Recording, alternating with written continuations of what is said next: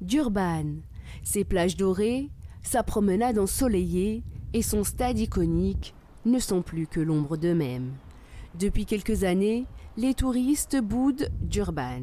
La ville a en effet perdu plus de 80% de ses touristes selon la presse locale. Ces derniers étaient plus de 7 millions à avoir visité Durban en 2015. Ils sont à peine 800 000 cette année.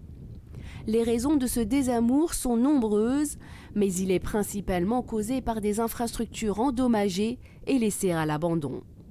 Car ce qui rebute les touristes, ce sont surtout les niveaux élevés d'E. coli dans l'eau de mer, conduisant à la fermeture des plages. Il y a quelques années, nous avons décidé en tant que ville de nous retirer du programme Pavillon Bleu. C'était notre propre décision. À ce moment-là, après les inondations, lorsque nous avons réalisé que les infrastructures avaient été endommagées et qu'il faudrait du temps pour les réhabiliter, nous avons pris la décision consciente de nous retirer.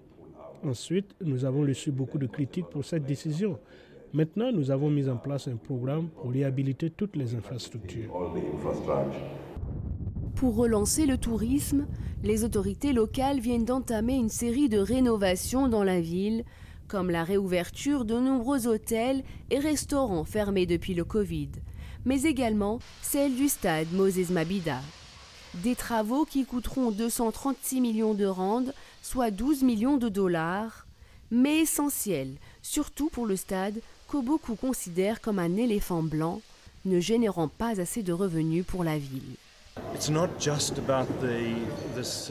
Il ne s'agit pas seulement du stade de la ville, mais de la ville elle-même.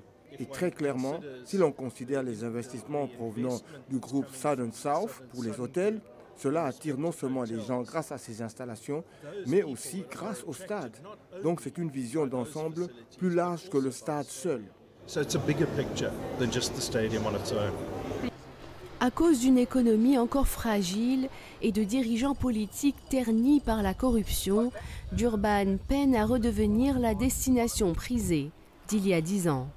Asma Botmi Clark pour VO Afrique, Durban.